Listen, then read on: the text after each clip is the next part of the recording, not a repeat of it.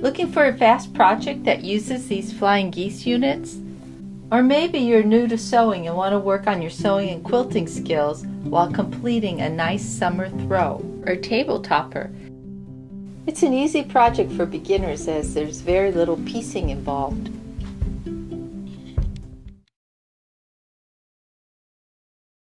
The directions for this project can be downloaded at learnhowtoquilt.com under Quilts, or send me an email.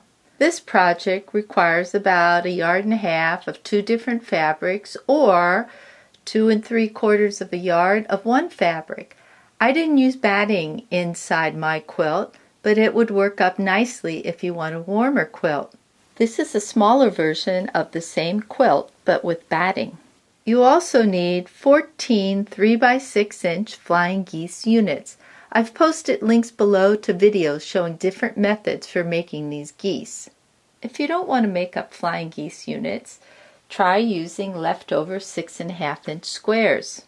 Actually, any size block would work. You can easily adjust this to make a larger or smaller project depending on your block size. You just line up your blocks and then add 2 sections. Lay out your flying geese units on the table, or I prefer to get them up on a wall. When you find an arrangement that you like, take a picture for reference. Now I'm ready to sew. Put right sides together and pin, clip, label, or find a system to mark the edges that you'll be sewing. I usually don't pin. The system that I use is simple. I just hold the side to be sewn with my hand. I take this over to my machine and put this side next to your needle. I know that this is where I'll be sewing my 1/4" seam. When I sew that seam, I like to start with a little scrap of fabric. I also like to take my piece and flip it to this side so I can see this intersection. I want my 1/4" seam to come down right through this intersection. I also like to sew about a thread's width over towards this edge to ensure that I don't cut off the tip of this point. So let me line this up, get all the edges lined up, and I'm ready to sew. I like to slow down when I get to this tip, and I'm coming 1 thread over.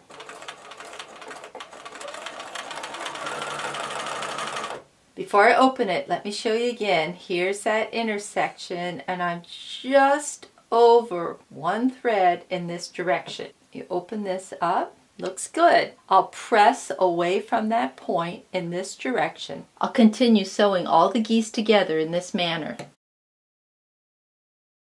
Before cutting these pieces, I pressed my fabric and trimmed off the selvages. I used this guide for cutting. I cut one piece 9 inches by the width of my fabric and another piece 36 inches by the width of my fabric. Before I do any more cutting, I need to check the length of my flying geese strip. It should be 42.5 inches, but sometimes my strip's a little shorter or longer. For this reason, I wait to cut these 2 pieces after the geese unit is made.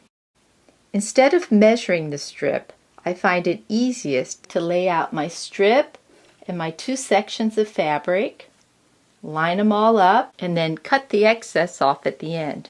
Lay out your sections in your flying geese unit. Put right sides together. I like to pin, as I have a tendency to pull and stretch this fabric as I push it through the machine. I sewed a 1/4" seam and pressed to the outside edge. I'll add this last section in the same way. Now that the top is completed, it's time to cut your backing fabric. I like to place the top over my backing fabric and then cut the back at the same size as your top. The directions say to cut it 42.5 by 50.5 inches, but that's if all of your geese were sewn perfectly and your fabric started out as 44, 45 inches and so forth. So it's best to cut your backing fabric based on the size of your top. I sewed a 3/8 inch seam all the way around the edge.